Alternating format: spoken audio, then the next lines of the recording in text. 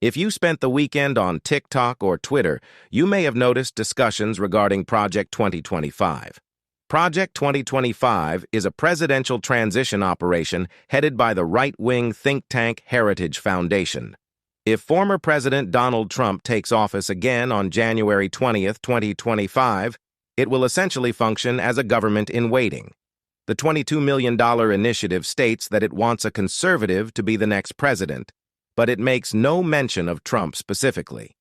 The project included a nearly 1,000-page manual outlining a conservative platform for the incoming president, which was published in 2023.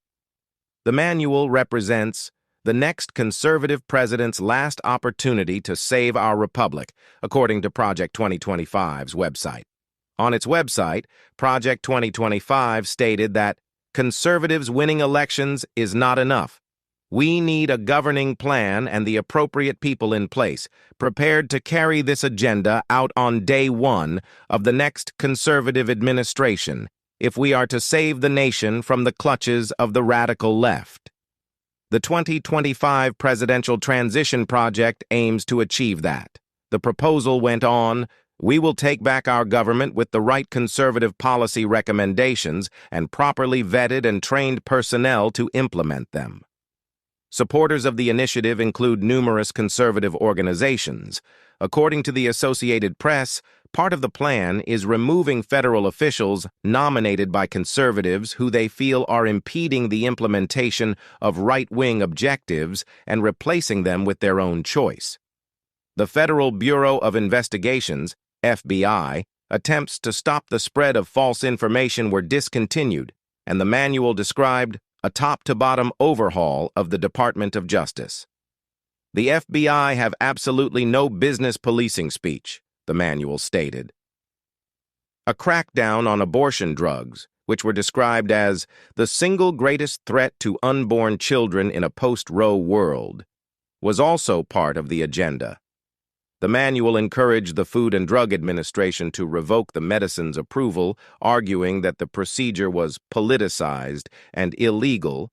More than 100 scientific studies conducted over decades have found that the two abortion-inducing medications, misoprostol and mifepristone, are both safe. The handbook's wording was originally referred to as apocalyptic by the Associated Press. The guidebook stated that there is no legal entitlement for the press corps to have a permanent place on the grounds and urged the next administration to re-examine the balance between media demands and space constraints on the White House premises. Project 2025 has drawn a lot of criticism for being authoritarian. According to the New York Times, the proposal is based on the unitary executive doctrine, which rejects the notion that there are three distinct departments of government for the purpose of checks and balances. Rather, the theory's proponents contend that the president is granted complete control over the executive department by Article 2 of the Constitution.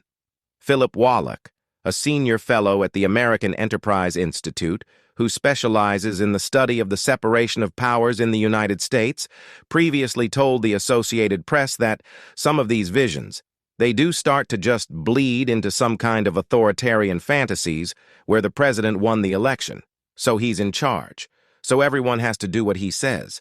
And that's